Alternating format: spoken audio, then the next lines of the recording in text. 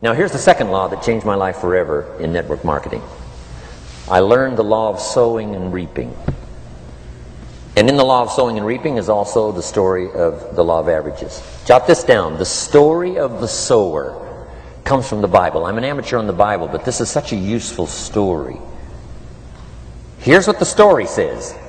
And take the notes, because the drama's in the details. The sower was ambitious. Evidently he was ambitious. When you read the whole story, you'll conclude, yes, this was an ambitious sower. Here was number two. He had excellent seed. The sower who sowed the seed had excellent seed. And the excellent seed can be an excellent opportunity, an excellent product, an excellent story. So we've got an ambitious sower with excellent seed. But now here's the rest of the details of the story. For your information, for the drama of your life, so you can understand things better. Learning some of this is how I got rich by age 31. Okay. Number one, it says the sower goes out to sow the seed, but the first part of the seed falls by the wayside and the birds get it. So jot this down. The birds are going to get some of the seed. The birds are going to get some of the seed. Now you say, well, Mr. Rowan, what does that mean? Well, I invite John to come to a meeting. He said he'd be there Tuesday night. Tuesday night I show up, John isn't there. I say, John, I wonder why John didn't make it. Now I know the answer. The birds. The birds. John had this great idea of coming to the meeting to look at an opportunity, and somebody stole it and said, you're not going to go see network marketing. And he says, well, maybe not. So have you jotted that down now? The birds are going to get some. Now when the birds get some, you've got two options. Number one is to chase birds. And say, well, let me get a hold of the person that talked him out of coming to the meeting. I'll tear him a new page. But I wouldn't do this. Here's what happens if you go chasing birds. You leave the field. If you go chasing birds now, you leave the field, which is going to distract from your future, not add. So you can't chase birds and try to straighten this stuff out. Here's what it is. It's just one of those things. And here's the best comment when things are a little disappointing. Isn't that interesting? You just have to say, I thought sure he would be there. He promised me. He promised me. But I know it was the birds. And you just have to say, isn't that interesting? Now, here's the rest of the story. It says, the sower kept on sowing. See, that was the secret to his success. He kept on sowing. And if you keep sowing, you can sow more than the birds can get because there aren't enough birds. If you keep sowing, there are some birds, but there's not enough. Because the law of averages will work for you. My mentor taught me, he said, you know, Mr. Rowan, there's only 9 or 10 real nasty, miserable people in the whole world. Now he says they move around a lot, you know, and you're liable to... You'll bump into one once in a while. But when you bump into one, you say, there's only 9 more like you. I can handle that in the whole world. Okay.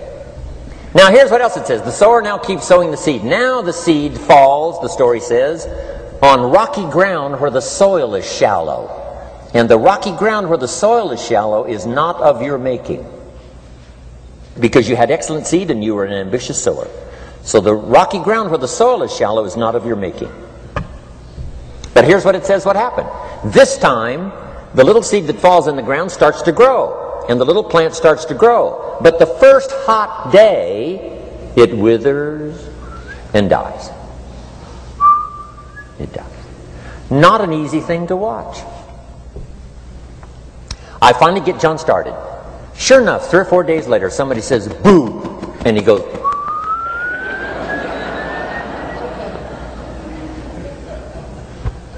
He's gone. Doesn't show up at the second meeting. And I say, I thought sure John would last a week. What happened? Jot this down. The hot weather is going to get some. And this is not of your making. Here's what you must say when that happens. Isn't that interesting? Wow. What can you do? The answer is nothing. You say, well, I'm going to try to change this. I wouldn't take that class. You know, the sun comes up in the east. Somebody says, why is that? I wouldn't spend much time on that. Just let that happen. Don't go for this why stuff. I'm giving you the answers here. The answers is in the structure, and the consequences and in the deal. The answer is in the deal. Anything beyond that is not worth study. You say, well, how come some just last a little while? I wouldn't sign up for that class. Here's the answer. Some don't stay. You just have to jot that down. And when some leaves, you say, that's one of those that don't stay. Now you know what category to put them in. And you can't solve this now. You can't. It's like rearranging the seasons. You can't fool with that. All you can do is cooperate with the way things are set up. I didn't set it up. You say, well, it shouldn't be this way. Well, when you get your own planet, you can rearrange this whole deal. But on this planet, you're a guest. You've got to take it as it comes. Now, here was the secret to the ambitious sower with good seed. It said he kept on sowing. Now, here's what he had to do to keep on sowing. He had to discipline his disappointment. This is a key phrase now to use the rest of your life. You must learn to discipline your disappointment. Because you didn't set up the setup, and some are not going to stay, and that is not of your making. Now, if you made gross errors and you ran them off, see, that'd be different. Now, you're responsible for that. But if it's in the normal course of things, this is the way things are. Now, here's what it says. The sower keeps on sowing. Now it says the seed falls on thorny ground. And somebody says, well, how much of this do you have to go through? Well, hang on. It's not the end of the story now. Now the little seed falls on thorny ground, and now the little plant starts to grow again. But as the little plant starts to grow, the thorns choke it to death, and it dies. So jot this down. The thorns are going to get some. And that's not of your making. And what are these thorns? The story even called these little thorns, little cares, little distractions, little somethings. Who knows what all they are? I say, John, we had a meeting last night, you weren't here. John says, well, I can't make every meeting. I say, why not? You're part-time. He said, well, the screen door came off the hinges.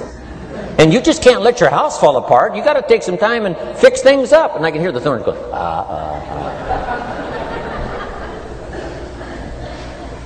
He says some extra trash had piled up in the garage. You can't let mountains of trash take over. You got to keep your trash hauled out. People who let little things cheat them out of big opportunities. People who let little things cheat them out of big opportunities. And you feel almost helpless. What could I do about that? And that's nothing. And you say, well, why is this? I'm asking you not to sign up for that class. Don't sign up for these why is this class. It's just the way it is, like winter following fall and spring following winter. So if you got that, the thorns are going to get some. But now here's the good news. Let's read the rest of the story now quickly. The sower now what? Keeps on sowing the seed. Keeps on sharing the story. Keeps on giving an invitation. Yes, the invitation can be more powerful for me as it was 1 year later than it was the first month. Because now I'm saying I'm making twice as much money part-time as I'm making on my full-time job. Yes, the story can be more powerful, but the law of average is still going to work. But now here's what the story said. Finally, the seed falls on good ground. Finally, the seed falls on good ground. Now put this in parentheses. It always will. If you keep sowing. If you share a good idea long enough, it will fall on good people.